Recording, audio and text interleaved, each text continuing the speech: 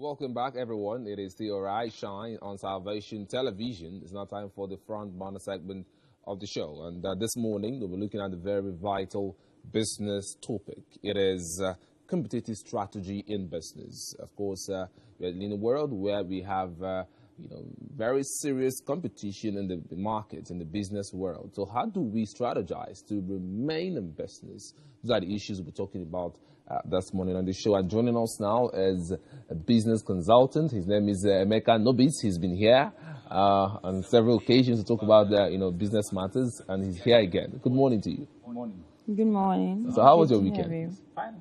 It's always short for me, but we're here. Weekends are so short for you. 2 days, 3 days. Friday, Saturday, Sunday, so short? Friday is part of... I work basically every day. I work every day, basically. Okay. People say that those who have their own businesses are resting or they have a lot of time in their hands. But I think it's reverse. Maybe, I don't know, at the phase of the business where we are right now, I work more than the employees. And that's okay. So And that's like a charge this morning to business owners, because most times they tend to relax. Sometimes they allow their employees. And I think that's what people think. That's what people think. That's what people are thinking, because we'll say, okay, we have our time because we can travel. I'm not in the office now. But the thing is, even when you're traveling, you're also thinking, you're also coordinating things, you're also conceptualizing a lot of things. So you're literally working almost every time. Basically, though I take time to rest, but then it seems that my mind is always clockwork. Like on Saturday, I was in the office all alone. By around 5 o'clock in the evening, I was like, okay, see these guys now, they're home, they're all enjoying while I'm here still. Okay. So just to inform you, Emeka Nobis is the CEO Switchpath, and today he'll be talking about competitive strategy in business. But let's get the show up and running already. Okay. When we hear the term or the expression competitive strategy, what exactly comes to mind? Well, I think we live in a world where people are always competing. Right from the time we were born, we're always having these comparisons with our neighbors, with our friends. So we want to get ahead. We want to do things better. For me personally, I don't know, maybe the kind of business I do, I don't really believe in all that. Because when I hear the word competition, I'm looking like I want to knock this guy off and let him just die off. But is competition really that bad in business? Is it a wrong notion? I'm not saying it's wrong, but I think it's based on my values. I think in terms more of collaboration. I believe that everybody has a space, even though you may be doing the same thing that I'm doing. I think we have our spaces to thrive. Okay. That's how I look at it. So if you find something that is distinctive to you, unique to you, then you attract the kind of individuals who are leaning towards you. Okay. Like for me, personally, let me use myself as an example. So personally, I'm the kind of guy that is always out there sharing. I can share my personal life. I can share the places I go to. I can share with you the things I eat. But some other individual looks at it like I am too vain. Like, why am I always opening out things there? So individuals who don't like that will not come in my direction. Those who like to be more reserved won't come to me because they feel that this is not the kind. So every business has, every offering, I say that every business has a message, just like churches, right? So every church has its own message.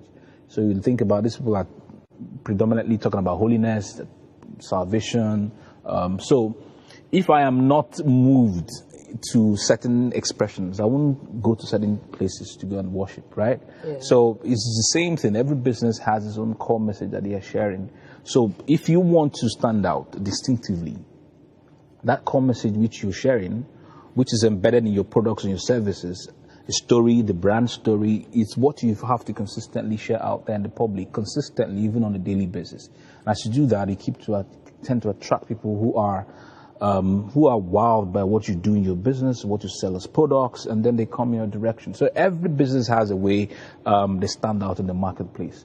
Like some individuals, we have our core values, and everything is in alignment with your core values. So when you share your core values, those individuals who are interested in what you're sharing as core values are the ones who will be driven towards you. So I think we can stand out. Even when we go on the street and I see this person is selling this person is selling the same thing, this person is selling the same thing, I think there are certain things where you're asking yourself, why are people going to this individual? Why are people going to this individual? Why are people going to this individual, even though they're selling the same thing? There's something unique about what it is that they are doing that stands them out. So for me personally, that's how I look at it. Okay. So on that note, that means no matter the competition and all that, one must employ a strategy perhaps. Exactly. There has to be a way to do something to be able to stand out. Okay. Because for me, if you look at it like, okay, let me knock off this individual, you're always thinking in terms of elimination, right? Doesn't it put certain negative emotions and feelings? Yeah. Puts pressure on you all the time to knock off. And one of the strategy that I tell business people, why can't people collaborate and do things? Like, I know a woman now, she's in Lagos. Okay, 2 of them are in Lagos. One is into accounting. She provides accounting services. The other one sells snacks and chips and all that. So she was always coming on Instagram. The one that sells chips and snacks, always coming on Instagram to share her business, what she does in her business, how she's going ahead, and all the things that she does, right? Yeah. So she has a massive following, more than the other woman. Now, 2 of them are teaming together. Okay. So they are providing trainings. They are meeting with business people. I saw them. They were in Lagos, and now they are planning to do Abuja. Okay. Now they are planning to do another city, and they're even thinking of going to Dubai with some people from Nigeria next year. So you see that as they're coming together, they are pulling their resources together. Rather than trying to knock off, you know. So even though that I may be doing the same thing with you, you have your strength. I have my strength. I have my friend right now. He's a consultant also, but his strength in business is structure. Okay. So he knows how to put things, structure things. That's not my strength. Yeah. My own strength is in terms of business leadership, culture. Okay. What kind of culture should you set up in your organization? What kind of people should you employ? How do you set up your business value? How do you market? Yeah. These are. So if I come together, even though he's a business, if we come together and it doesn't mean that he doesn't market. It doesn't mean that he doesn't have culture in his, but that's where his core strength lies. So if we collaborate together, that's a strategy that can help my business and help his business also. Okay. So in terms of thinking of knocking him off. Okay, Mr. Nobis, when we look at this competitive strategy, I realize that it has to do with that unique part of your service or product. Exactly. So as a business consultant, now talking to business people out there, entrepreneurs, especially startups, the people I like to call the small beginners. Yeah. Okay, so they might be thinking, what exactly should I do to make my product or service unique, especially in this age and time where, of course, they have this notion of high or stiff competition? That's the thing I still tell individuals. It has to do with the mindset first and foremost, right? If you have this mindset of competition, of scarcity, it affects you. It starts from here. That's where it starts from. I believe in the value of abundance. That we have people are born every day, people die off every day, so new people are being born every day.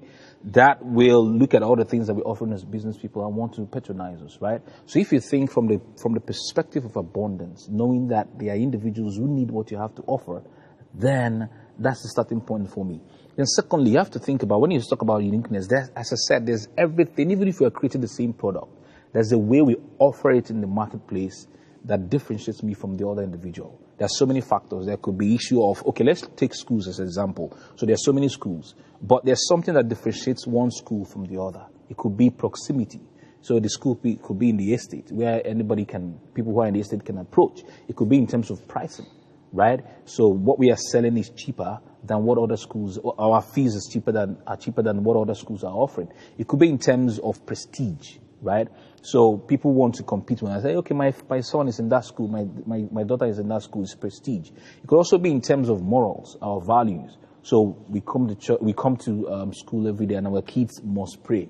Not every school prays now. Yeah. You need to understand that. Not every school does morning prayers and all, because the world has come to the point where it's not longer really important. So if I want to send my kid to a school where they have to pray every morning so that they're in alignment with their spiritual values, then I have to look for a particular school that has that value to offer, right? So it has to do with you identifying what is it that stands you out in the marketplace. So for example, my company, what stands out is simplicity. So we like to take things that are complex and make them simple, because a lot of individuals are facing hard times in their lives. They are pressured. Why should we make things complex again for them? So we simplify. And then we are always about empathy. Like, okay, what happened last week? So I told my assistant, I said, all our clients that have been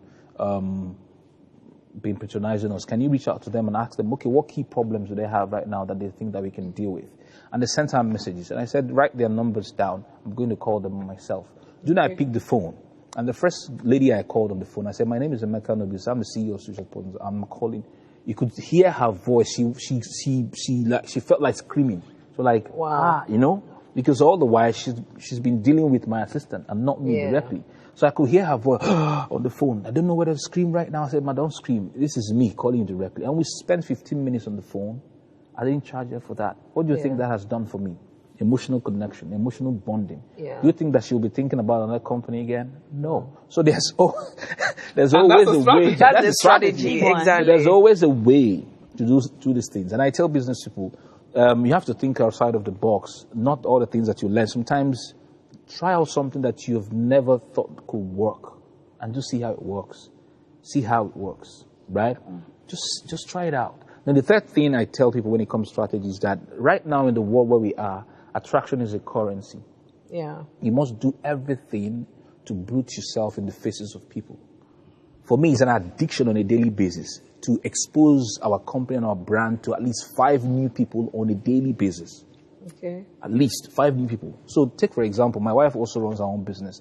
And yesterday somebody called us and she wanted us to come to, she was opening a restaurant. And I said to my wife, there's an opportunity for you to get exposed. Why don't you pack what it is that you have and let's get there. Perhaps we can have conversation with people on the table and say, this is what we are offering, right? This is what we have. Okay, we can look at someone who has a baby because she has something for the babies. What do you give your baby? Can you consider this as a product? That's a strategy because we're sitting down on a table and having a conversation. Okay. Mr. Nobis, let's bring it to a very realistic note. I'm being told we have less than 5 minutes to wrap things up here. Yeah. But for the second time in 5 years, Nigeria has slided into recession. Yeah. And you know what that tells for businesses across the nation. That means businesses have to do more to still remain in business. And also with the notion of the stiff competition. Realistically, as a business consultant and as someone that that has his own niche in terms of doing business, how do you think businesses can actually, stay in business now, despite the recession or whatever difficulty they might see in business? Oh, well, to tell you the absolute truth, it's a very painful thing for most of us. I can tell you, even my own company has been hit because a lot of people are not the kind of clients we had last year. Many of them have cut down on patronage. Okay. So we just need to understand per time how our market is responding to the kind of things that we do and be in alignment. Okay. That's what I can say. So if it has to do with cutting down on expenditure, fine. Sometimes to survive in the marketplace can take you some very drastic and painful measures. It could be sometimes to even relieve staff of their jobs. It could be. It could also be to do certain things that you're not doing before. So if you are the one that sits back and you're waiting for people to come to you, this is the time to go knock on doors.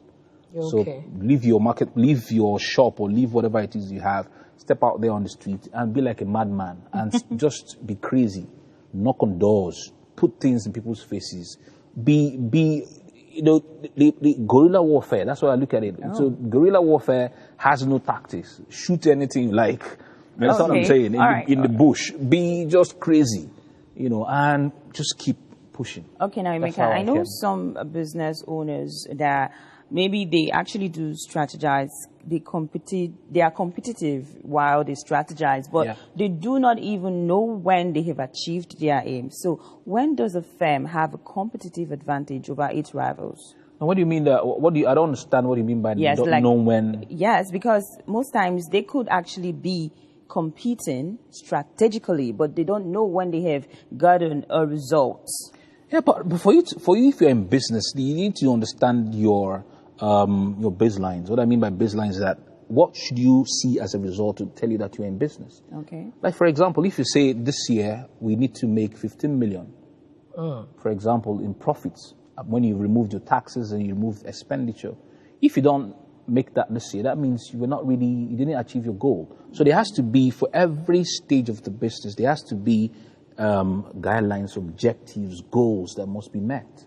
Right? And then you design your framework of strategies to be able to meet that. Do you understand what I mean? So it's you can't be running blind as a business. You have to have guidelines. You have to have Like you've come to work this morning. There must be certain things you have to be doing till you leave work. Yeah. You didn't come and say, okay, no light here, I fix here. Okay, no, you will not do that because you understand in your mind there's something you have to do all the time that you, on a daily basis. So there must be framework, there must be guideline. Right now, even in my company, we've already started thinking for next year. What should we do in January? Exactly. What should we do in February? What should we do in... We have already started planning. The first quarter. Yes, the first and quarter. third. And then we open ourselves to the point that anything can happen next year. So how do we react to things? We open ourselves to that.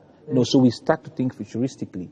What can we do in case anything? Like COVID came this year. Who knew that it was going to happen? So how did we plan for that? How did we bounce back after the whole thing? So you've got to have... Business is not run haphazardly, anyhow. Even if you don't have a clear idea, because there's certain things that unfold to you as you move on. Even if you don't have a clear idea of what is going to happen, but at least make plans. Exactly. So you make plans and you keep working on the plans, and then open yourself to tweaking in case you hit a roadblock. So, Okay. Mr. Nobis, Yes. I wish we had all the time to talk about Absolutely. strategy at this time because, come on, 2020 has been a very dramatic tough year, year. man. Intriguing, Yeah. a lot of suspense and tension for business persons. Crazy, and with the news of Nigeria sliding into recession, it's giving some persons heart attack already. Yeah. But let's hope that they can be able to tap in from today's conversation and see how they can tweak their business and But another put in the right strategy. Another thing I can tell individuals right now, I don't know how it's going to sound like, but we are already starting to think about things going beyond the nation. A lot of my friends now are thinking, how do we make money in dollars? Yeah. We want to dollarize things now. What can you So many people have how can you step some have beyond? tilted How can towards you that step direction. beyond the nation? I was with a young boy in his house. He has a duplex, and he was telling me, Emeka, next year I can't be living life like this at this level. And what is he thinking? He's trying to open up an exchange where people from outside of the nation can be doing dollar transactions. And this guy tells me he makes like 100,000 now on a daily basis. Wow. I think when we talk money like this, we have to bring you on to talk about those dollars. Absolutely. Yeah. Because it's actually motivating. Yes, Yeah. but Yes. this is the time we have today to talk about this issue, and we hope to bring you some other time to talk about such kind of issues again. Thank you so much. Thank you very much. Mr. Emeka Nobis, for being a part of today's show. Thank you. Though it was quite short, but we'll make sure that we give you a full time next time to talk about other issues. All right. Okay. Thank you so much. Yes, Thank we've you so been talking to Emeka Nobis. He is a business consultant, of course, the CEO Switch Path, and we'll be talking about competitive strategy in business. My name is Kenneth Okezi, by the way, so we'll come your way tomorrow. Stay happy, stay safe, enjoy the rest of the day, and make sure you stay productive. Good morning, and God bless you.